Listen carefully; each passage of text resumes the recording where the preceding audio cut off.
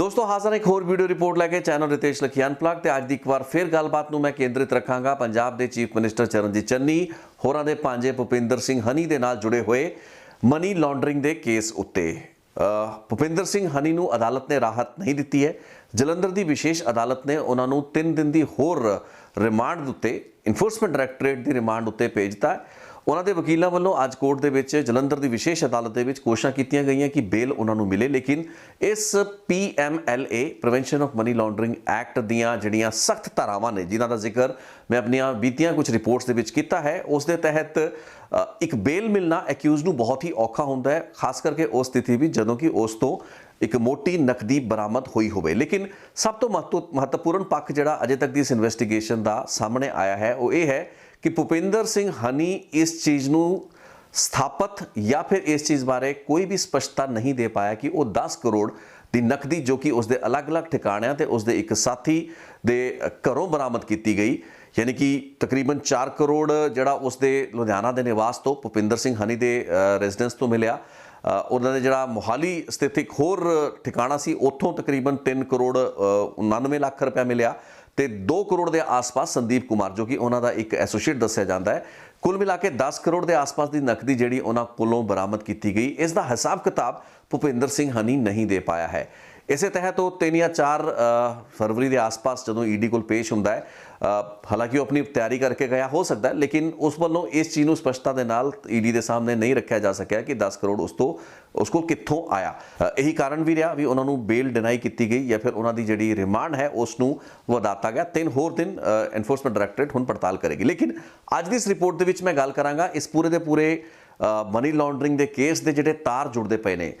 रेते की नजायज़ माइनिंग या फिर उन्होंने शैल कंपनीज़ के जरिए कुदरत दीप सिंह और संदीप कुमार के नाल रल के भुपिंदर सिंह हनी एक अजिही कंपनी या कुछ अजिहियां शैल कंपनियां चला रहा सी जिसका मकसद ही उस काले धन नूं इधर उधर करना सी। भुपिंदर हनी के नाल जुड़े हुए इस मनी लॉन्ड्रिंग केस की जिहड़ा पहला पक्ष है उसके बारे तुसीं ज़्यादातर जाणो हो, यानी कि रेते की नजायज़ माइनिंग का वो केस, राहों का केस जिसकी इंक्वायरी होंदे होंदे इनफोर्समेंट डायरैक्टरेट ने एक वखरा केस रजिस्टर किया तो इस तरीके नाल रंगे हत्थी भुपिंदर सिंह हनी नूं फड़िया। सो उस बारे तक गल्लां बातां काफ़ी हद तक क्लीयर ने, क्योंकि उसके 2 साथी संदीप कुमार ते जिहड़े कुदरत दीप सन वो एक शैल कंपनी चला रहे सन। 33% की हिस्सेदारी इन्हां दी सी। ये जिहड़ी कंपनी सी इस वालों जिहड़े ऑपरेशन किए जा रहे सन ये काफ़ी देर बाद शुरू होंदे ने, लेकिन 2018 की जिहड़ी एक छापेमारी होंदी है जो कि कैप्टन अमरिंदर सिंह वालों एक हवाई फेरी के दौरान कुछ अजिहियां जिहड़ियां तस्वीरां खिंचियां गईयां या फिर स्थानक एडमिनिस्ट्रेशन को निर्देश दिए गए कि जिहड़ियां भी पोर्कलेन या JCB दी मशीनां उन्होंने सतलुज दरिया के बैड के कंढे उत्ते देखियां उन्हां ते कार्रवाई की जाए। उस तो बाद FIR रजिस्टर होंदी है, लेकिन उस कार्रवाई दे समय तक या फिर उस तो कई महीने या कई साल बाद तक भी भुपिंदर सिंह हनी की इन्वॉल्वमेंट उस पूरी गलबात दे विच नहीं आती। लेकिन कुदरत दीप सिंह जो कि बाद दे विच एक होर इंक्वायरी जो कि DSP पद्धर उत्ते उतले अफसरां वालों कराई गई उस दे विच उसनूं क्लीन चिट देती गई उसी केस दे विच, राहों दे उसी केस दे विच। लेकिन कुदरत दीप सिंह जिहड़ा है अपनियां रेते दे जिहड़ा कामकाज सी या खड्डां सी उन्होंने चलान दे विच उसनूं कुछ अड़चनां आ रही होंदियां ने जिन्हां दे चलदिआं वो लगातार हथ पैर भी मारता है तो समझाया भी जाता है कि शायद उसने अदालत का दरवाजा भी खड़काया क्योंकि उसका कामकाज प्रभावित हो रहा सी। लेकिन कई साल कोशिशों तो बाद उसका दा उस वक्त लगता है जदों कि उसका राबता भुपिंदर सिंह हनी दे नाल हुंदा है, जिस दे नाल मिल के ये लोग एक एंटिटी क्रिएट करते हैं, शैल कंपनी क्रिएट की जाती है जिसका ना इनफोर्समेंट डायरैक्टरेट के सूत्रों तो जी जानकारी सामने आई है, अखबारों के भी छपी है, वो होंदा प्रोवाइडर्स ओवरसीज कंसल्टेंसी। सो प्रोवाइडर ओवरसीज एक अजिही कंपनी सी, एक शैल कंपनी सी जो कि 33% की हिस्सेदारी भुपिंदर हनी, कुदरत दीप और संदीप कुमार ये तीनों लोगों को पुलिस इनफोर्समेंट डायरैक्टरेट ने फड़िया भी, इन्हों तो पुछगिछ भी हुई है। एक तो ये एलीगेशन या एक ये पूरा का पूरा चार्ज है इनफोर्समेंट डायरैक्टरेट का। लेकिन इस दे नाल ही जुड़ती जी एक होर तस्वीर उभरती पई है वो है कैश फॉर ट्रांसफर्स का वो घोटाला। तुहानूं याद होएगा अज तो तकरीबन 1.5-2 महीना पहला जदों चरणजीत चन्नी होरां दी सरकार सी तां उस वक्त राणा गुरजीत जो कि खुद कैबिनेट के मंत्री सन उन्होंने कैबिनेट की मीटिंग के विच एक कैश फॉर ट्रांसफर्स ना दे घोटाले की गल की सी। हालांकि राणे गुरजीत का जिहड़ा निशाना सी ते उन्होंने सीधा सुखजिंदर रंधावा होना वाल इशारा करके इस चीज़ को मारन की कोशिश कैबिनेट के उस फोरम के उत्ते की सी कि ਪੰਜਾਬ ਦੇ ਵਿੱਚ ਜਿਹੜੇ ਪੁਲਿਸ ਅਫਸਰਾਂ ਜਾਂ ਪੁਲਿਸ ਮਹਿਕਮੇ ਦੇ ਵਿੱਚ ਤਬਾਦਲੇ ਹੋ ਰਹੇ ਨੇ ਉਹਨਾਂ ਦੇ ਐਵਜ਼ ਦੇ ਵਿੱਚ ਮੋਟਾ ਪੈਸਾ ਉਸ ਨੂੰ ਜਿਹੜਾ ਲੈਣ ਦੇਣ ਕੀਤਾ ਜਾ ਰਿਹਾ ਹੈ। ਰਾਣਾ ਗੁਰਜੀਤ ਦਾ ਇਲਜ਼ਾਮ ਸੀ ਕਿ ਰਿਸ਼ਵਤ ਦੇ ਲੈਣ ਦੇਣ ਤੋਂ ਬਾਅਦ ਹੀ ਮੋਟੇ ਤੇ ਵੱਡੇ ਪੱਧਰ ਉਤੇ ਪੰਜਾਬ ਪੁਲਿਸ ਦੀਆਂ ਉਤਲੇ ਤੇ ਹੇਠਲੇ ਲੈਵਲ ਦੇ ਅਫਸਰਾਂ ਦੀਆਂ ਜਿਹੜੇ ਤਬਾਦਲੇ ਟ੍ਰਾਂਸਫਰਾਂ ਵਗੈਰਾ ਹੋ ਰਹੀਆਂ ਨੇ। ਸੋ ਉਸ ਗੱਲਬਾਤ ਨੂੰ ਕਾਫੀ ਸੰਜੀਦਗੀ ਨਾਲ ਗੰਭੀਰਤਾ ਨਾਲ ਲਿਆ ਵੀ ਗਿਆ ਸੀ ਤੇ ਵਿਰੋਧੀ ਪਾਰਟੀਆਂ ਨੇ ਵੀ ਇਸ ਮਾਮਲੇ ਦੀ ਜਾਂਚ ਦੀ ਮੰਗ ਕੀਤੀ ਸੀ। ਲੇਕਿਨ ਸਮਝ ਵਿੱਚ ਇਹ ਆ ਰਿਹਾ ਸੀ ਵੀ ਅੰਦਰ ਖਾਤੇ ਇੱਕ ਖਿੱਚੋਤਾਣ ਚੱਲਦੀ ਪਈ ਹੈ, ਪੰਜਾਬ ਦੇ ਆਪਣੇ ਮੰਤਰੀਆਂ ਦੇ ਵਿੱਚ ਇੱਕ ਅੰਦਰੂਨੀ ਜੰਗ ਚੱਲਦੀ ਪਈ ਹੈ। ਸੋ ਸ਼ਾਇਦ ਇੱਕ ਸਿਆਸੀ ਕਾਰਨ ਕਰਕੇ ਇਸ ਤਰੀਕੇ ਦੀ ਬਿਆਨਬਾਜ਼ੀ ਹੋ ਰਹੀ ਹੋਵੇ। ਲੇਕਿਨ ਹੁਣ ਜੋ ਐਨਫੋਰਸਮੈਂਟ ਡਾਇਰੈਕਟੋਰੇਟ ਨੇ ਇੱਕ ਪੱਖ ਇਸ ਪੂਰੇ ਦੇ ਪੂਰੇ ਮਨੀ ਲਾਂਡਰਿੰਗ ਦੇ ਜਿਹੜੇ ਕੇਸ ਦਾ ਕੱਢਿਆ ਹੈ, ਉਸ ਤਹਿਤ ਇੱਕ ਅਜਿਹੀ ਮੋਟੀ ਰਕਮ ਸੀ, ਇਹਨਾਂ 10 ਕਰੋੜ ਦੀ ਰਿਕਵਰੀ ਦਾ ਜਿਹੜਾ ਅਮਾਉਂਟ ਸੀ ਉਹਦੇ ਵਿੱਚੋਂ ਹੀ, ਜੋ ਕਿ ਕਥਿਤ ਤੌਰ ਤੇ ਇਹ ਕਥਿਤ ਹੈ, ਇੱਕ ਐਲੀਜਡ ਗੱਲਬਾਤ ਹੈ ਕਿ ਭੁਪਿੰਦਰ ਹਨੀ ਨੇ ਮੰਨਿਆ ਕਿ ਪੁਲਿਸ ਮਹਿਕਮੇ ਦੇ ਵਿੱਚ ਤਬਾਦਲਿਆਂ ਜਾਂ ਟ੍ਰਾਂਸਫਰਾਂ ਦੇ ਨਾਂ ਉੱਤੇ ਵੀ ਵਸੂਲੀ ਕੀਤੀ ਜਾ ਰਹੀ ਸੀ, ਕੈਸ਼ ਉਸ ਦਾ ਵੀ ਸੀ। ਇਸ ਤਰੀਕੇ ਦੀਆਂ ਗੱਲਾਂ ਬਾਤਾਂ ਅੰਦਰਲੇ ਹਲਕਿਆਂ ਤੋਂ ਪਤਾ ਵੀ ਲੱਗ ਰਹੀਆਂ ਨੇ ਕਿ ਇਹ ਜਿਹੜੀ ਖੇਪ ਸੀ ਯਾਨੀ ਕਿ ਨਕਦੀ ਸੀ, ਇਸ ਦੀ ਗਿਣਤੀ ਕੁਆਂਟੀਟੀ ਬਹੁਤ ਜ਼ਿਆਦਾ ਹੋ ਸਕਦੀ ਸੀ, 10 ਕਰੋੜ ਤੋਂ ਕਿਤੇ ਹੋਰ ਇਹ ਵੱਧ ਪੈਸਾ ਹੋ ਸਕਦਾ ਸੀ। ਲੇਕਿਨ ਇਹ ਸਮਝਿਆ ਜਾ ਰਿਹਾ ਸੀ ਕਿ ਕੁਝ ਅਜਿਹੇ ਠਿਕਾਣੇ ਹੈਗੇ ਨੇ ਜਿੱਥੋਂ ਕਿ ਇਹ ਪੈਸੇ ਦੀ ਜਿਹੜੀ ਰੂਟਿੰਗ ਜਾਂ ਪੈਸੇ ਦੇ ਜਿਹੜਾ ਮੂਵਮੈਂਟ ਸੀ ਉਹ ਹੋ ਰਹੀ ਸੀ। ਇਸ ਦੇ ਵਿੱਚੋਂ ਇਹਨਾਂ ਅਲੱਗ-ਅਲੱਗ ਥਾਵਾਂ ਤੇ ਜਿਹੜੀ ਛਾਪੇਮਾਰੀ ਹੋਈ ਉਸ ਦੇ ਵਿੱਚ ਈਡੀ ਨੇ 10 ਕਰੋੜ ਹੀ ਰਿਕਵਰ ਕੀਤੇ, ਜਦੋਂ ਕਿ ਇੱਕ ਬਹੁਤ ਵੱਡਾ ਹੋਰ ਵੀ ਕੈਸ਼ ਦਾ ਟ੍ਰਾਂਸ਼ ਹੋ ਸਕਦਾ ਹੈ ਜੋ ਕਿ ਰਿਕਵਰ ਹੁੰਦਾ ਰਹਿ ਗਿਆ। ਸੋ ਈਡੀ ਕੋਲ ਜਿੰਨੀ ਕੁ ਜਾਣਕਾਰੀ ਸੀ ਤੇ ਇੱਥੋਂ ਤੱਕ ਗੱਲ ਸਮਝ ਆ ਰਹੀ ਹੈ ਵੀ ਇਸ ਕੇਸ ਦੇ ਵਿੱਚ ਈਡੀ ਐਨਫੋਰਸਮੈਂਟ ਡਾਇਰੈਕਟੋਰੇਟ ਦੇ ਜਿਹੜੇ ਸਥਾਨਕ ਪੱਧਰ ਦੇ, ਜਲੰਧਰ ਦੇ ਜਾਂ ਚੰਡੀਗੜ੍ਹ ਪੱਧਰ ਦੇ ਜਿਹੜੇ ਵੀ ਆਫਿਸਿਸ ਨੇ, ਉਹਨਾਂ ਦੇ ਅਧਿਕਾਰੀਆਂ ਅਫਸਰਾਂ ਨੂੰ ਕੋਈ ਵੀ ਜ਼ਿਆਦਾ ਜਾਣਕਾਰੀ ਨਹੀਂ ਸੀ। ਸਿੱਧੇ ਸਾਰੇ ਦੇ ਸਾਰੇ ਆਪਰੇਸ਼ਨ ਈਡੀ ਦੇ ਦਿੱਲੀ ਹੈੱਡਕੁਆਟਰਸ ਜਾਂ ਦਿੱਲੀ ਆਫਿਸ ਤੋਂ ਮੈਨੇਜ ਹੋ ਰਹੇ ਸਨ। ਸੋ ਇਹ ਸਾਰੀ ਦੀ ਸਾਰੀਆਂ ਜਿਹੜੀਆਂ ਜਾਣਕਾਰੀਆਂ, ਇੰਟੈਲੀਜੈਂਸ ਤੇ ਇਨਪੁਟ ਸਨ, ਉਹ ਕੇਂਦਰ ਤੋਂ ਆ ਰਹੀਆਂ ਸਨ ਤੇ ਉਸੇ ਤਹਿਤ ਇਹ ਬਹੁਤ ਵੱਡਾ ਜਿਹੜਾ ਛਾਪਾ ਪਿਆ ਤੇ ਉਸ ਤੋਂ ਬਾਅਦ 10 ਕਰੋੜ ਦੀ ਹਿਊਜ ਜਿਹੜੀ ਰਿਕਵਰੀ ਸੀ ਉਹ ਭੁਪਿੰਦਰ ਸਿੰਘ ਹਨੀ, ਚਰਨਜੀਤ ਚੰਨੀ ਦੇ ਭਾਣਜੇ ਤੋਂ ਹੋਈ। ਲੇਕਿਨ ਜਿਹੜਾ ਦੂਸਰਾ ਐਸਪੈਕਟ ਹੈ ਜਿਸ ਦੇ ਤਹਿਤ ਕੀ ਇਹ ਗੱਲਬਾਤ ਆ ਰਹੀ ਹੈ ਕਿ ਜਿਹੜੇ ਪੈਸੇ ਦੀ ਜਾਂ ਕੈਸ਼ ਦੀ ਰਿਕਵਰੀ ਹੈ, ਇਸ ਦੇ ਵਿੱਚੋਂ ਇੱਕ ਮੋਟਾ ਹਿੱਸਾ ਤਕਰੀਬਨ 2.5 ਜਾਂ 3 ਕਰੋੜ ਦਾ ਅਜਿਹਾ ਹਿੱਸਾ ਸੀ ਜੋ ਕਿ ਤਬਾਦਲਿਆਂ ਬਦਲੇ, ਪੁਲਿਸ ਮਹਿਕਮੇ ਵਿੱਚ ਤਬਾਦਲਿਆਂ ਬਦਲੇ ਲੈਣ ਦੇਣ ਦਾ ਹਿੱਸਾ ਹੋ ਸਕਦਾ ਹੈ। ਉਸ ਤਰੀਕੇ ਦੇ ਟ੍ਰਾਂਜੈਕਸ਼ਨ ਹੋ ਸਕਦੇ ਨੇ। ਹੁਣ ਇਹ ਚੀਜ਼ ਕਾਫੀ ਮਹੱਤਵਪੂਰਨ ਉਸ ਵਕਤ ਹੋ ਜਾਂਦੀ ਹੈ ਜਦੋਂ ਕਿ ਅਸੀਂ ਰਾਣਾ ਗੁਰਜੀਤ ਸਿੰਘ ਦਾ ਕੈਬਨਿਟ, ਪੰਜਾਬ ਦੀ ਕੈਬਨਿਟ ਦੇ ਵਿੱਚ ਚੁੱਕਿਆ ਹੋਇਆ ਉਸ ਮੁੱਦਾ, ਜਦੋਂ ਆਪਾਂ ਉਸ ਨੂੰ ਯਾਦ ਕਰਦੇ ਹਾਂ ਤੇ ਦੋਵੇਂ ਚੀਜ਼ਾਂ ਨੂੰ ਜੋੜ ਕੇ ਵੇਖਦੇ ਹਾਂ। ਪੰਜਾਬ ਦੇ ਚਰਨਜੀਤ ਚੰਨੀ ਦੀ ਸਰਕਾਰ ਦੇ ਦੌਰਾਨ ਇੱਕ ਕੈਬਨਿਟ ਮੰਤਰੀ ਵਜ਼ਾਰਤ ਯਾਨੀ ਕਿ ਮੰਤਰੀ ਮੰਡਲ ਦੀ ਜਿਹੜੀ ਮੀਟਿੰਗ ਹੋ ਰਹੀ ਹੁੰਦੀ ਹੈ, ਉਸ ਦੇ ਵਿੱਚ ਇਸ ਇਸ਼ੂ ਨੂੰ ਫਲੈਗ ਕਰਦਾ ਹੈ। ਮੈਂ ਤੁਹਾਨੂੰ ਪਹਿਲਾਂ ਵੀ ਜ਼ਿਕਰ ਕੀਤਾ ਸੀ, ਇੱਕ ਪ੍ਰੋਪਰ ਮੈਂ ਰਿਪੋਰਟ ਬਣਾਈ ਸੀ ਜਿਸ ਵਿੱਚ ਮੈਂ ਕਿਹਾ ਸੀ ਕਿ ਪੁਲਿਸ ਮਹਿਕਮੇ ਦੀਆਂ ਜਿਹੜੇ ਤਬਾਦਲੇ ਹੈਗੇ ਨੇ ਜਾਂ ਹੋਰ ਵੀ ਮਹਿਕਮੇ ਨੇ, ਲੇਕਿਨ ਪੁਲਿਸ ਮਹਿਕਮੇ ਦੇ ਤਬਾਦਲਿਆਂ ਉੱਤੇ ਇੱਕ ਵਿਸ਼ੇਸ਼ ਤੌਰ ਤੇ ਤਵੱਜੋ ਜਾਂ ਇੱਕ ਜ਼ਿਆਦਾ ਹੀ ਫੋਕਸ ਅਕਤੂਬਰ 2021 ਤੋਂ ਬਾਅਦ ਦਿੱਤਾ ਗਿਆ, ਉਸ ਵਕਤ ਜਦੋਂ ਕਿ ਚਰਨਜੀਤ ਚੰਨੀ ਮੁੱਖ ਮੰਤਰੀ ਬਣਦੇ ਨੇ। ਹਾਲਾਂਕਿ ਇਹ ਚੀਜ਼ਾਂ ਦੇ ਵਿੱਚ ਕੋਈ ਕੋਰਿਲੇਸ਼ਨ ਹੈ ਜਾਂ ਨਹੀਂ ਹੈ, ਇਸ ਚੀਜ਼ ਦੀ ਇਨਵੈਸਟੀਗੇਸ਼ਨ ਕਰਨਾ ਇੱਕ ਬਹੁਤ ਦੂਰ ਦੀ ਗੱਲਬਾਤ ਹੈ। ਐਨਫੋਰਸਮੈਂਟ ਡਾਇਰੈਕਟੋਰੇਟ ਦਾ ਕੰਮ ਨਹੀਂ ਹੈ। ਪੁਲਿਸ ਮਹਿਕਮੇ ਦੇ ਵਿੱਚ ਕਿਸ ਤਰੀਕੇ ਦੀ ਰਿਸ਼ਵਤਖੋਰੀ ਚੱਲੀ, ਤਬਾਦਲਿਆਂ ਬਦਲੇ ਕਿਸਨੇ ਕਿਸ ਨੂੰ ਕੀ ਪੈਸਾ ਦਿੱਤਾ, ਜੋ ਕਿ ਰਾਣਾ ਗੁਰਜੀਤ ਵੀ ਕਹਿੰਦੇ ਆ ਰਹੇ ਸਨ। ਇਹ ਗੱਲਾਂ ਬਾਤਾਂ ਵਿਰੋਧੀ ਪਾਰਟੀਆਂ ਨੇ ਵੀ ਇਸ ਦੀ ਪੜਤਾਲ ਦੀ ਮੰਗ ਕੀਤੀ, ਲੇਕਿਨ ਇਹ ਪੜਤਾਲ ਕਦੇ ਹੋਈ ਨਹੀਂ। ਸੋ ਅੱਜ ਸਵਾਲ ਇਹ ਪੈਦਾ ਹੁੰਦਾ, ਤੇ ਮੈਂ ਆਪਣੀ ਬੀਤੀ ਰਿਪੋਰਟ ਵਿੱਚ ਇੱਕ ਜ਼ਿਕਰ ਕੀਤਾ ਸੀ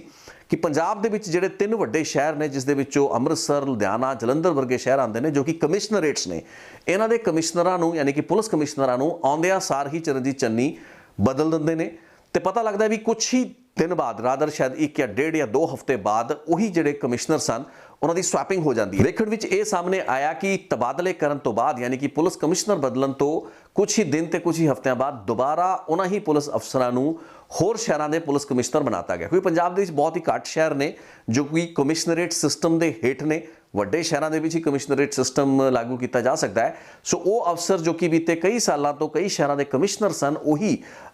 ਹੋਰ ਸ਼ਹਿਰਾਂ ਦੇ ਕਮਿਸ਼ਨਰ ਬਣ ਕੇ ਪਹੁੰਚ ਜਾਂਦੇ ਨੇ ਐਡੀ ਵੱਡੀ ਪੁਲਿਸ ਫੋਰਸ ਦੇ ਵਿੱਚ। ਜੇ ਵਾਕਈ ਕੁਆਲਿਟੇਟਿਵ ਤੇ ਇੱਕ ਗੁਣਾਤਮਕ ਬਦਲਾਅ ਦੀ ਲੋੜ ਸੀ ਜਾਂ ਫਿਰ ਐ ਲੱਗ ਰਿਹਾ ਸੀ ਕਿ ਪੁਲਿਸ ਕਮਿਸ਼ਨਰ ਜੋ ਕਿ ਸ਼ਾਇਦ ਪਹਿਲਾਂ ਵੀ ਚੰਗਾ ਕੰਮ ਕਰ ਰਹੇ ਹੋ ਸਕਦੇ ਨੇ ਜਾਂ ਨਾ ਕਰ ਰਹੇ ਹੋਣ ਤੇ ਉਹਨਾਂ ਦੇ ਵਿੱਚ ਬਦਲਾਅ ਦੀ ਲੋੜ ਹੁੰਦੀ ਹੈ, ਤਾਂ ਫਿਰ ਉਹ ਬਦਲਾਅ ਕਰਕੇ ਨਵੇਂ ਅਫਸਰਾਂ ਨੂੰ ਅੱਗੇ ਆਉਣ ਦਾ ਮੌਕਾ ਮਿਲਣਾ ਚਾਹੀਦਾ ਸੀ, ਨਵੇਂ ਕਮਿਸ਼ਨਰ ਲਾਏ ਜਾਣੇ ਸਨ। ਲੇਕਿਨ ਇਹ ਨਹੀਂ ਹੋਇਆ। ਉਲਟਾ ਹੋਇਆ ਕਿ ਇੱਧਰ ਦਾ ਕਮਿਸ਼ਨਰ ਉੱਧਰ ਤੇ ਉੱਧਰ ਦਾ ਕਮਿਸ਼ਨਰ ਕਿਸੇ ਹੋਰ ਸਟੇਸ਼ਨ ਤੇ ਲਾਤਾ ਗਿਆ। ਸੋ ਉਸ ਤੋਂ ਉਪਰੀ ਗੱਲਬਾਤ ਸੀ, ਮੈਂ ਆਪਣੀ ਬੀਤੀ ਰਿਪੋਰਟ ਦੇ ਵਿੱਚ ਜ਼ਿਕਰ ਕੀਤਾ ਸੀ ਕਿ ਅਕਸਰ ਇਹ ਵੇਖਿਆ ਜਾ ਰਿਹਾ ਸੀ ਪੁਲਿਸ ਦੇ ਉਤਲੇ ਤੇ ਹੇਠਲੇ ਲੈਵਲ ਦੇ ਜਿਹੜੇ ਤਬਾਦਲੇ, ਉਹਨਾਂ ਦੀਆਂ ਲਿਸਟਾਂ ਹਰ ਚੌਥੇ ਪੰਜਵੇਂ ਦਿਨ ਨਿਕਲਦੀਆਂ ਜਾ ਰਹੀਆਂ ਸਨ। ਹਾਲਾਂਕਿ ਸਵਾਲ ਬੜੇ ਖੜੇ ਹੁੰਦੇ ਨੇ ਕਿ ਪੁਲਿਸ ਦੀ ਐਡੇ ਵੱਡੇ ਲੈਵਲ ਦੀ ਜਿਹੜੀ ਪ੍ਰਸ਼ਾਸਨਿਕ ਫੇਰ ਬਦਲ ਹੈ ਕਰਕੇ ਤੁਸੀਂ ਅਚੀਵ ਕੀ ਕਰਨਾ ਚਾਹੁੰਦੇ ਹੋ। ਠੀਕ ਹੈ, ਇੱਕ ਨਵਾਂ ਮੁੱਖ ਮੰਤਰੀ ਕੈਪਟਨ ਅਮਰਿੰਦਰ ਸਿੰਘ ਤੋਂ ਬਾਅਦ ਚਰਨਜੀਤ ਚੰਨੀ ਆਏ ਸਨ, ਉਹਨਾਂ ਨੇ ਆਪਣੇ ਤਰੀਕੇ ਨਾਲ ਕੰਮ ਕਰਨਾ ਸੀ, ਇਹ ਉਹਨਾਂ ਦਾ ਅਧਿਕਾਰ ਖੇਤਰ ਹੈ, ਪ੍ਰੈਰੋਗੇਟਿਵ ਹੈ ਐਡਮਿਨਿਸਟ੍ਰੇਟਿਵ ਚੇਂਜਸ ਕਰਨਾ, ਤਬਾਦਲੇ ਕਰਨਾ। ਲੇਕਿਨ ਜਿਸ ਤਰੀਕੇ ਨਾਲ ਪੁਲਿਸ ਦੇ ਅਫਸਰ ਉੱਤੇ ਥੱਲੇ ਹੋ ਰਹੇ ਸਨ, ਉਸ ਤੋਂ ਬਾਅਦ ਰਾਣੇ ਗੁਰਜੀਤ ਦੇ ਇਲਜ਼ਾਮ ਲੱਗਦੇ ਨੇ। ਅੱਜ ਜਦੋਂ ਉਹ ਚੀਜ਼ਾਂ ਨੂੰ ਯਾਦ ਕਰਕੇ ਵੇਖਿਆ ਜਾਂਦਾ ਤੇ ਭੁਪਿੰਦਰ ਸਿੰਘ ਹਨੀ ਕੋਲੋਂ ਜਿਹੜਾ 10 ਕਰੋੜ ਦੀ ਰਿਕਵਰੀ ਤੇ ਈਡੀ ਦਾ ਇਹ ਇਲਜ਼ਾਮ ਹੈ, ਈਡੀ ਦੀ ਇਹ ਗੱਲਬਾਤ, ਹਾਲਾਂਕਿ ਇੱਥੇ ਮੈਂ ਦੁਬਾਰਾ ਸਪਸ਼ਟ ਕਰਦਾ, ਮੈਂ ਇੱਕ ਹੋਰ ਰਿਪੋਰਟ ਵਿੱਚ ਵੀ ਇੱਕ ਜ਼ਿਕਰ ਕੀਤਾ ਕਿ ਇਨਫੋਰਸਮੈਂਟ ਡਾਇਰੈਕਟੋਰੇਟ ਨੇ ਆਪਣੀ ਕਿਹੜੀ ਸ਼ਿਕਾਇਤ ECIR ਜਿਸ ਨੂੰ ਕਹਿੰਦੇ ਨੇ ਉਹ ਰਜਿਸਟਰ ਕੀਤੀ ਹੈ, ਉਸ ਦੇ ਵਿੱਚ ਐਗਜ਼ੈਕਟਲੀ ਕੀ ਚਾਰजेस ਜਿਹੜੇ ਸਲੈਪ ਕੀਤੇ ਗਏ ਨੇ ਭੁਪਿੰਦਰ ਸਿੰਘ ਹਨੀ ਤੇ ਹੋਰ ਅਕਿਊਜ਼ ਦੇ ਖਿਲਾਫ, ਉਸ ਬਾਰੇ ਕੋਈ ਵੀ ਸਪਸ਼ਟਤਾ ਨਹੀਂ ਹੈ। ਮੇਰੇ ਘੱਟੋ ਘੱਟ ਮੇਰੇ ਐਕਸੈਸ ਦੇ ਵਿੱਚ ਉਹ ਰਿਪੋਰਟ ਨਹੀਂ ਹੈ। ਜਿਹੜੀਆਂ ਵੀ ਗੱਲਾਂ ਬਾਤਾਂ ਅਖਬਾਰਾਂ ਦੇ ਵਿੱਚ ਸੁਣੀਆਂ ਜਾ ਰਹੀਆਂ ਨੇ ਜਾਂ ਫਿਰ ਈਡੀ ਦੇ ਅਫਸਰਾਂ ਵੱਲੋਂ ਪੱਤਰਕਾਰਾਂ ਨੂੰ ਥੋੜੀ ਬਹੁਤ ਖਬਰਾਂ ਜਾਂ ਸੂਚਨਾਵਾਂ ਦਿੱਤੀਆਂ ਜਾਂਦੀਆਂ ਨੇ, ਉਹੀ ਚੀਜ਼ਾਂ ਹੋਈਆਂ ਨੇ। ਲੇਕਿਨ ਮੈਂ ਪਹਿਲਾਂ ਵੀ ਜ਼ਿਕਰ ਕੀਤਾ ਸੀ ਕਿ ਇੱਕ ਅਜਿਹੀ ਮੰਦਭਾਗੀ ਸਥਿਤੀ ਹੁੰਦੀ ਹੈ ਕਿ ਇਨਫੋਰਸਮੈਂਟ ਡਾਇਰੈਕਟੋਰੇਟ ਜਿਹੜਾ ਕੰਮ ਬਹੁਤ ਹੀ ਪਾਰਦਰਸ਼ਿਤਾ ਦੇ ਨਾਲ ਕਰ ਸਕਦਾ ਉਸ ਨੂੰ ਕਰਨਾ ਚਾਹੀਦਾ ਹੈ, ਯਾਨੀ ਕਿ ਉਸ ਮੁੱਢਲੀ ਪ੍ਰਾਥਮਿਕ ਜਾਣਕਾਰੀ FIR ਜਾਂ ECIR ਨੂੰ ਲੋਕਾਂ ਦੇ ਨਾਲ ਜਾਂ ਪਬਲਿਕ ਡੋਮੇਨ ਦੇ ਵਿੱਚ ਸਾਂਝੇ ਕਰਨ ਦੀ ਲੋੜ ਹੁੰਦੀ ਹੈ, ਉਹ ਅਜੇ ਤੱਕ ਪਬਲਿਕ ਡੋਮੇਨ ਦੇ ਵਿੱਚ ਉਸ ਤਰੀਕੇ ਨਾਲ ਨਹੀਂ ਆਈ ਹੈ। ਸੋ ਸਾਨੂੰ ਨਹੀਂ ਪਤਾ ਵੀ ਕੀ ਚਾਰजेस ਨੇ। ਜਦੋਂ ਚਾਰਜਸ਼ੀਟ ਹੋਏਗੀ ਉਸ ਵਕਤ ਹੀ ਸਾਰੀ ਗੱਲਾਂ ਬਾਤਾਂ ਅਕਸਰ ਈਡੀ ਦੇ ਕੇਸਿਸ ਦੇ ਵਿੱਚ ਸਾਹਮਣੇ ਆਉਂਦੀਆਂ ਨੇ। ਇਸ ਕੇਸ ਦੀ ਇੱਕ ਹੋਰ ਬੜੀ ਮਹੱਤਵਪੂਰਨ ਗੱਲਬਾਤ ਹੈ ਕਿ ਇਹ ਬਹੁਤ ਇੱਕ ਫਾਸਟ ਟਰੈਕ ਮੋਡ ਦੇ ਉੱਤੇ ਕੇਸ ਨੂੰ ਲਿਆ ਜਾ ਰਿਹਾ ਹੈ, ਯਾਨੀ ਕਿ ਉਸ ਵਕਤ ਜਦੋਂ ਕਿ ਇਨਫੋਰਸਮੈਂਟ ਏਜੰਸੀ ਦਬਿਸ਼ ਕਰ ਰਹੀ ਹੈ, ਛਾਪੇਮਾਰੀ ਕਰ ਰਹੀ ਹੈ, ਸੀਜ਼ਰਸ ਕਰ ਰਹੀ ਹੈ, ਉਸੇ ਵਕਤ ਇਸ ਦੀ ਪ੍ਰੋਸੀਕਿਊਸ਼ਨ ਵਗੈਰਾ ਹੈ ਉਸ ਨੂੰ ਵੀ ਲਾਂਚ ਕੀਤਾ ਗਿਆ ਹੈ। ਹੁਣ ਪ੍ਰੋਸੀਕਿਊਸ਼ਨ ਲਾਂਚ ਕਰਨ ਦਾ ਪ੍ਰੋਸੈਸ ਮੈਂ ਤੁਹਾਡਾ ਥੋੜਾ ਜਿਹਾ ਇਹ ਸਮਝਾਉਣਾ ਚਾਹਾਂਗਾ ਵੀ ਨਾਰਮਲੀ ਜਦੋਂ ਕਿਸੇ ਕੇਸ ਦੇ ਵਿੱਚ ਇੱਕ ਪ੍ਰੈਡੀਕੇਟ ਆਫੈਂਸ ਹੁੰਦਾ, ਪ੍ਰੈਡੀਕੇਟ ਆਫੈਂਸ ਦਾ ਮਤਲਬ ਹੈ ਵੀ ਨਸ਼ੇ ਦੀ ਤਸਕਰੀ ਜਾਂ ਰੇਤੇ ਦੀ ਨਜਾਇਜ਼ ਮਾਈਨਿੰਗ ਜਾਂ ਫਿਰ ਕੋਈ ਵੀ ਅਜਿਹੀ ਇਲੀਗਲ ਐਕਟੀਵਿਟੀ ਜਿਸ ਦੇ ਜ਼ਰੀਏ ਲੱਖਾਂ ਜਾਂ ਕਰੋੜਾਂ ਰੁਪਏ ਦਾ ਜਿਹੜਾ ਕਾਲਾ ਧਨ ਹੈ ਉਸ ਨੂੰ ਜਨਰੇਟ ਕੀਤਾ ਜਾਂਦਾ ਹੈ, ਉਸ ਦਾ ਜਿਹੜਾ ਮੇਨ ਆਫੈਂਸ ਬਣਦਾ ਹੈ ਉਹ ਨਸ਼ੇ ਦੀ ਤਸਕਰੀ NDPS ਐਕਟ ਦੇ ਤਹਿਤ ਹੋਏਗਾ, ਜਾਂ ਫਿਰ ਜੇ ਮਾਈਨਿੰਗ ਵਗੈਰਾ ਹੋਏਗਾ ਤਾਂ ਉਹ ਮਾਈਨਿੰਗ ਦਾ ਜਿਹੜਾ ਕਾਨੂੰਨ ਹੈ ਮਿਨਰਲਸ ਐਂਡ ਮਾਈਨਿੰਗ ਐਕਟ ਜਿਹੜਾ ਹੈ ਉਹਦੇ ਤਹਿਤ ਕੇਸ ਰਜਿਸਟਰ ਕੀਤੇ ਜਾਂਦੇ ਨੇ, ਜੋ ਕਿ ਪੁਲਿਸ ਦਾ ਕੰਮ ਹੁੰਦਾ ਹੈ। ਸੋ ਇਹ ਪੁਲਿਸ ਨੇ ਕਾਰਵਾਈ ਕਰਨੀ ਹੁੰਦੀ ਹੈ, ਲੇਕਿਨ ਮਨੀ ਲਾਂਡਰਿੰਗ ਦਾ ਕੇਸ ਜਿਹੜਾ ਹੈ ਉਹ ਇਨਫੋਰਸਮੈਂਟ ਡਾਇਰੈਕਟੋਰੇਟ ਨੇ ਰਜਿਸਟਰ ਕਰਨਾ ਹੁੰਦਾ ਹੈ। ਸੋ ਦੋ ਅਲੱਗ-ਅਲੱਗ ਪੈਰਲਲ ਟਰੈਕ ਤੇ ਇਨਵੈਸਟੀਗੇਸ਼ਨ ਚੱਲਦੀ ਹੈ ਤੇ ਅਕਸਰ ਈਡੀ ਦੀ ਕਾਰਵਾਈ ਯਾਨੀ ਕਿ ਮਨੀ ਲਾਂਡਰਿੰਗ ਦਾ ਕੇਸ ਕਈ ਹਫਤੇ ਨਹੀਂ ਰਾਦਰ ਕਈ ਮਹੀਨੇ ਦੀ ਕੋਖ ਤੋਂ ਬਾਅਦ ਯਾਨੀ ਕਿ ਇਨਵੈਸਟੀਗੇਸ਼ਨ ਤੋਂ ਬਾਅਦ ਕਿਸੇ ਵੀ ਪ੍ਰੈਡੀਕੇਟ ਆਫੈਂਸ ਨਾਲ ਜੁੜੀ ਹੋਈ FIR ਤੋਂ ਬਾਅਦ ਰਜਿਸਟਰ ਕੀਤਾ ਜਾਂਦਾ ਹੈ। ਇਹ ਸੰਭਵ ਹੈ ਵੀ ਜੇ ਇਹ ਗ੍ਰਿਫਤਾਰੀ ਜਾਂ ਕੋਈ ਵੀ ਅਜਿਹਾ ਕੇਸ ਜਨਵਰੀ ਦੇ ਵਿੱਚ ਕਿਸੇ ਸਾਲ ਦੇ ਵਿੱਚ ਰਜਿਸਟਰ ਕੀਤਾ ਜਾਏ ਤਾਂ ਫਿਰ ਪੋਸੀਬਲ ਹੈ ਕਿ ਈਡੀ ਵੱਲੋਂ ECIR ਰਜਿਸਟਰ ਕਰਨ ਦੇ ਵਿੱਚ ਕਈ ਮਹੀਨੇ, ਇਹ ਪੋਸੀਬਲ ਹੈ ਕਿ ਸਤੰਬਰ ਅਕਤੂਬਰ ਦੇ ਵਿੱਚ ਵੀ ਇਨਫੋਰਸਮੈਂਟ ਡਾਇਰੈਕਟੋਰੇਟ ਆਪਣਾ ਕੇਸ ਰਜਿਸਟਰ ਕਰੇ ਤੇ ਇਨਕੁਆਇਰੀ ਕਰੇ। ਲੇਕਿਨ ਇਸ ਕੇਸ ਦੇ ਵਿੱਚ FIR ਤੇ ECIR ਰਜਿਸਟਰ ਹੋ ਜਾਂਦੀ ਹੈ। ਉਸ ਦੇ ਨਾਲ ਹੀ ਪ੍ਰੋਸੀਕਿਊਸ਼ਨ ਦੇ ਪੱਖੋਂ ਯਾਨੀ ਕਿ ਇਸ ਕੇਸ ਦੀ ਜਿਹੜੀ ਮੁਕੱਦਮੇਬਾਜ਼ੀ ਹੈ ਉਸ ਨੂੰ ਵੀ ਫਾਸਟ ਟਰੈਕ ਕਰਤਾ ਗਿਆ ਹੈ, ਕਿਉਂਕਿ ਈਡੀ ਨੂੰ ਜਾਂ ਈਡੀ ਦਾ ਜਿਹੜਾ ਸਥਾਨਕ ਜਲੰਧਰ ਦਾ ਆਫਿਸ ਹੈ ਉਸ ਨੂੰ ਆਪਣੇ ਹੈੱਡਕੁਆਟਰ ਤੋਂ ਇੱਕ ਮਨਜ਼ੂਰੀ ਲੈਣੀ ਪਏਗੀ ਇਸ ਕੇਸ ਦੇ ਵਿੱਚ ਸਾਰੇ ਫੈਕਟਸ ਸਟੇਟ ਕਰਕੇ ਜਿਹੜਾ ਕਾਨੂੰਨੀ ਪੱਖ ਇਸ ਪੂਰੇ ਦੇ ਕੇਸ ਦਾ ਐਗਜ਼ਾਮਿਨ ਕੀਤਾ ਜਾਏਗਾ ਦਿੱਲੀ ਦੇ ਈਡੀ ਦੇ ਹੈੱਡਕੁਆਟਰ ਦੇ ਵਿੱਚ, ਤੇ ਉਸ ਤੋਂ ਬਾਅਦ ਇੱਕ ਅਪਰੂਵਲ ਦਿੱਤਾ ਜਾਏਗਾ ਕਿ ਤੁਸੀਂ ਇਸ ਪ੍ਰੋਸੀਕਿਊਸ਼ਨ ਦੇ ਨਾਲ ਗੋ ਅਹੈਡ ਕਰ ਸਕਦੇ ਹੋ। ਇਹ ਉਸੇ ਸਥਿਤੀ ਵਿੱਚ ਹੁੰਦਾ ਜਦੋਂ ਕਿ ਹੈੱਡਕੁਆਟਰ ਨੂੰ ਲੱਗਦਾ ਵੀ ਇਹ ਕੇਸ ਵਾਕਈ ਮਨੀ ਲਾਂਡਰਿੰਗ ਦੇ ਦਾਇਰੇ ਦੇ ਵਿੱਚ ਆਂਦਾ ਹੈ। ਸੋ ਉਹ ਜਿਹੜੀ ਕਾਰਵਾਈ ਹੈ ਉਸ ਨੂੰ ਵੀ ਨਾਲ ਕੀਤਾ ਜਾ ਰਿਹਾ ਹੈ ਤੇ ਸੀਜ਼ਰਸ ਤੇ ਜਿਹੜੇ ਛਾਪੇਮਾਰੀ ਹੈ ਉਹ ਵੀ ਪੈਰਲਲੀ ਚੱਲਦੀ ਪਈ ਹੈ। ਸੋ ਤਿੰਨੋਂ ਟਰੈਕ ਇਕੱਠੇ ਖੋਲ ਕੇ ਇਸ ਕੇਸ ਦੇ ਵਿੱਚ ਜਿਹੜੀ ਜ਼ਿਆਦਾ ਤਵੱਜੋ ਦਿੱਤੀ ਜਾ ਰਹੀ ਹੈ ਈਡੀ ਦੀ, ਉਸ ਦੇ ਵਿੱਚ ਨਿਸੰਦੇਹ ਜਾਂ ਬਿਨਾਂ ਕਿਸੇ ਸ਼ੱਕ ਦੇ ਕੇਂਦਰ ਸਰਕਾਰ ਦੀ ਜ਼ਿਆਦਾ ਰੁਚੀ ਜਾਂ ਦਿਲਚਸਪੀ ਹੈ। ਇਸ ਕੇਸ ਦੇ ਵਿੱਚ ਚਰਨਜੀਤ ਚੰਨੀ ਦੇ ਭਾਣਜੇ ਦੀ ਇਨਵੋਲਵਮੈਂਟ ਤੇ ਤਾਰਾਂ ਦਾ ਕਿਸੇ ਵੀ ਸੰਭਾਵਿਤ ਸਥਿਤੀ ਦੇ ਵਿੱਚ ਪੋਲੀਟੀਕਲ ਲੀਡਰ ਦੇ ਨਾਲ ਜੁੜ ਪਾਣਾ ਇੱਕ ਵੱਡਾ ਕਾਰਨ ਹੈ, ਜਿਸ ਕਾਰਨ ਕਿ ਕੇਂਦਰ ਸਰਕਾਰ ਤੇ ਉਸ ਦੀ ਏਜੰਸੀ ਇਨਫੋਰਸਮੈਂਟ ਡਾਇਰੈਕਟੋਰੇਟ ਇਸ ਕੇਸ ਦੇ ਵਿੱਚ ਗਹਿਰੀ ਦਿਲਚਸਪੀ ਦਿਖਾ ਰਹੀ ਹੋ ਸਕਦੀ ਹੈ। ਲੇਕਿਨ ਇਹ ਮੈਰਿਟ ਤੋਂ ਵੀ ਵਾਂਝਾ ਨਹੀਂ ਹੈ, ਕਿਉਂਕਿ ਇਸ ਕੇਸ ਦੇ ਵਿੱਚ ਜਿਹੜੀ 10 ਕਰੋੜ ਦੀ ਰਿਕਵਰੀ ਹੈ ਉਹ ਇੱਕ ਬਹੁਤ ਵੱਡਾ ਪੁਆਇੰਟ ਹੈ, ਇੱਕ ਬਹੁਤ ਵੱਡਾ ਨੁਕਤਾ ਹੈ। ਕਿਉਂਕਿ ਜੇ 10 ਕਰੋੜ ਦੀ ਰਿਕਵਰੀ ਦੇ ਉੱਤੇ ਕੋਈ ਵੀ ਸਪਸ਼ਟ ਗੱਲਬਾਤ ਭੁਪਿੰਦਰ ਸਿੰਘ ਹਨੀ ਦੇ ਪੱਖ ਵੱਲੋਂ ਸਾਹਮਣੇ ਲਿਆਂਦੀ ਜਾ ਸਕਦੀ ਹੁੰਦੀ ਤਾਂ ਉਹ ਹੁਣ ਤੱਕ ਪਬਲਿਕ ਡੋਮੇਨ ਦੇ ਵਿੱਚ ਆ ਚੁੱਕੀ ਹੋਣੀ ਸੀ। ਉਸ ਬਾਰੇ ਪੋਲੀਟੀਕਲ ਮਾਹੌਲ ਦੇ ਚੱਲਦਿਆਂ ਹੋਇਆਂ ਕਾਂਗਰਸ ਜਾਂ ਫਿਰ ਕਿਸੇ ਵੀ ਹੋਰ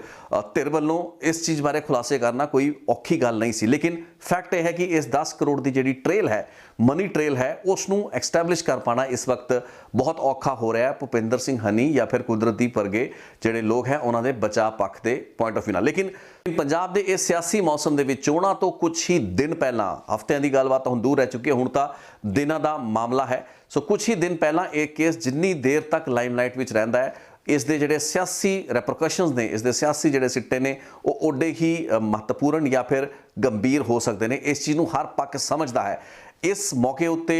इस चीज़ ਨੂੰ ਸਮਝਣਾ ਵੀ ਜ਼ਰੂਰੀ ਹੈ कि ये जी गलबात है ये पंजाब दे विच पुलिस के महकमे के तबादलियां दे नाल जुड़ती है। सो वो तबादलियां जिन्हां उत्ते पहलां ही उंगलां उठ रही सन, क्योंकि पंजाब दे विच एक बहुत पुरानी रिवायत होया करती सी। मैनूं लगदा है 1997 के सालों के जदों कि तबादलियां बदले यानी कि ट्रांसफर बदले, मोटा पैसा चलिया करता सी, रिश्वतखोरी होया करती सी, छोटे मोटे जिहड़े अफसर सन, बड़े वड्डे वड्डे पॉलिटिशियन इत्थे बड़े वड्डे सियासी घराने भी रहे ने जिन्हां उत्ते इल्जाम ये लगते हैं ने भी बोरियां दे बोरियां भर के नोटां दियां उस वक्त ट्रांसफर के एवज विच रिश्वत लई जाती सी। सो ये सारियां गल्लां बातां 2002 तो बाद एक वखरे डायमेंशन ते तुरीआं। लेकिन पंजाब के चोणां तो ठीक पहलां इस तबादलियां बदले रिश्वतखोरी की गलबात का दोबारा उठना तो वह भी एक ईडी की पड़ताल के दायरे दे विच उठना उस राणे गुरजीत वर्गे लीडरां दे इल्जामां नूं बल दिंदा है। बेशक उन्हां दा निशाना जिहड़ा सी सुखजिंदर सुखी रंधावा या फिर कुछ होर सियासी लोग हो सकते सन, लेकिन इस वक्त पूरी की पूरी जिहड़ी तलवार है वो किते ना किते चरणजीत चन्नी होरां दे सिर उत्ते मंडरांदी हुई नज़र आ रही है, जो कि हुण मुख मंत्री का चेहरा भी ने। सो ये मुद्दों उत्ते गलबात करनी बहुत जरूरी है। ਆਪਾਂ ਇਹ ਵੀ ਸੋਚ ਸਕਦੇ ਸੀ ਕਿ ਇਸ ਸਮੇਂ ਦੇ ਵਿੱਚ ਆਪਾਂ ਹੋਰ ਚੋਣਾਂ ਦੇ ਮੁੱਦਿਆਂ ਨਾਲ ਜੁੜੇ ਹੋਏ ਜਾਂ ਪੰਜਾਬ ਦੇ ਸਿਆਸੀ ਇਸ਼ੂਜ਼ ਦੇ ਉੱਤੇ ਗੱਲਬਾਤ ਕਰ ਸਕਦੇ ਹਾਂ, ਲੇਕਿਨ ਮੈਨੂੰ ਲੱਗਦਾ ਵੀ ਭ੍ਰਿਸ਼ਟਾਚਾਰ, ਗਵਰਨੈਂਸ, ਇਸ ਕਿਸਮ ਦੀਆਂ ਗੱਲਾਂ ਬਾਤਾਂ ਸਭ ਤੋਂ ਮਹੱਤਵਪੂਰਨ ਨੇ। रेते की नजायज़ माइनिंग तो लैके नशे के कारोबार तो लैके इस तरीके की जो रिश्वतखोरी चलती पई सी ते वो भी सरकारां दे जदों एक तो बाद एक सरकारां बदल रही सन, एक मुख मंत्री नूं उसकी परफॉर्मेंस के बेस उत्ते उसके अहुदे तो लाया जा रहा सी, दूसरे मुख मंत्री नूं उस अहुदे ते बिठाया जा रहा सी ते उस दे विच बहुत वड्डे एक गुणात्मक सुधारां दी गल्लां बातां या दावे किए जा रहे सन। जे उन्हां तमाम महीनों के विच ये कुछ होया, रेते की नजायज़ माइनिंग का काम भी धड़ल्ले नाल चलिया तो वह तबादलियां बदले, ट्रांसफर बदले रिश्वतखोरी भी हुई, फिर उस स्थिति के विच आपां किस उत्ते भरोसा कर सकते हैं, किस नूं पंजाब के हितों का, पंजाब के खजानिਆਂ का या पंजाब के स्रोतां या पंजाब के जिहड़े सरोकार हैगे ने उसका कस्टोडियन आख सकते हैं। ये सारे सवाल हुण ही उठने बनते हैं। जिन्नी बारीकी ते गहराई दे विच जाके आपां इन्हां इशूज़ की अज गल करांगे वो साडे लई जरूरी होएगी। ठीक है, इलैक्शन सामने ने, आपां समझना चाहते भी 117 हलकिਆਂ ਦੇ ਵਿੱਚ की पोजीशन है, की गलबात ने, लेकिन अज नशे की गलबात, रेते की नजायज़ माइनिंग के पूरे कारोबार उत्ते गलबात, बेदबियां के मुद्दों उत्ते गलबात या फिर गवर्नेंस दे विच ये जो कमियां खामियां रही ने, इस तरीके की जिहड़ी लीकेजिज रही ने, ये इशू हैगे ने जो कि पब्लिक डोमेन दे विच आने बहुत ज़्यादा जरूरी ने। पब्लिक डोमेन दे विच तां पहलां भी रहे ने, लेकिन अज मेन स्ट्रीम मीडिया इन्हां दी गल क्यों नहीं कर रहा? उन्हां दे पक्षों एक हो रही घटना या एक हो रहा कैंपेन या प्रचार ज़्यादा महत्व रखता है, उस दे विच पोलिटिकल भाषणों के जरिए आपां ये सारे विवादों बारे थोड़ी बहुत गल सुनना चाहते हैं, लेकिन की समय के नाल आपां वो सारे जिहड़े इंटरस्ट हैगे ने, वो सारे कंसर्नस हैगे ने, उन्हां नूं भुल चुके। आपां उस सारे जिहड़े विवादित मुद्दे जिन्हां उत्ते इन्ने साल पंजाब दे विच पॉलिटिक्स या सियासत हुंदी रही, अज चोणां तो पहलां उन्हां तो मुनकर हो सकते हैं, मैनूं लगदा बिल्कुल नहीं होया जा सकता। सो इस किस्म के केसां नूं होर भी बारीकी दे विच जाके स्टडी करन दा हुण समां है, तो इन्हां उत्ते जिन्नी गल कीती जाए घट है। आने वाले 10-15 दिनों के विच जे आपां ज़्यादा तो ज़्यादा इस केसां नूं होर एग्जामिन करांगे, होर उन्हां दी तह तक वड़न की कोशिश करांगे। कल्ला चरणजीत चन्नी या उन्हां दे भांजे दे नाल जुड़ी हुई गल्लां बातां नहीं, बल्कि होर भी सारे केसिस बेशक थोड़े आउट ऑफ प्लेस लगणगे, लेकिन आउट ऑफ प्लेस किवें? जदों पंजाब की जनता ने अपनी नवीं सरकार चुनी है तो साडा हक बनदा, साडी जिम्मेवारी बनती है कि असीं वो सारियां गल्लां बातां नूं लोकां दी जिहड़ी पब्लिक कॉन्शियसनैस है उस दे विच नॉक बैक करिए, उन्होंने याद दवाइए, चेते दवाइए कि ये सारे इशूज़ हजे भी जिउंदे ने, ये इशूज़ खत्म नहीं होए। सरकारां बदल गईयां, मुख्यमंत्री बदल गए, चेहरे बदल गए तो शायद अगे भी बदल जाणगे, लेकिन जे इन्हां इशूज़ के उत्ते आपां गंभीर चिंतन नहीं करांगे या फिर इन्हां नूं देख के अपने आने वाले समय के जिहड़े सियासी फैसले पंजाब की जनता ने लैणे ने वो नहीं लांगे, तो फिर भविख दे विच भी उही कुछ होएगा जो अज तक हुंदा आया है। सो इसे नोट के उत्ते इस गलबात नूं विराम दांगा। आस करांगा ठीक लगी होएगी। आने वाले दिनों के कुछ होर मेजर अपडेट्स रही तो लैके फिर हाजिर होवांगा। बहुत बहुत धन्यवाद रितेश लखिया अनप्लग्ड देखने लई। Thank you so much.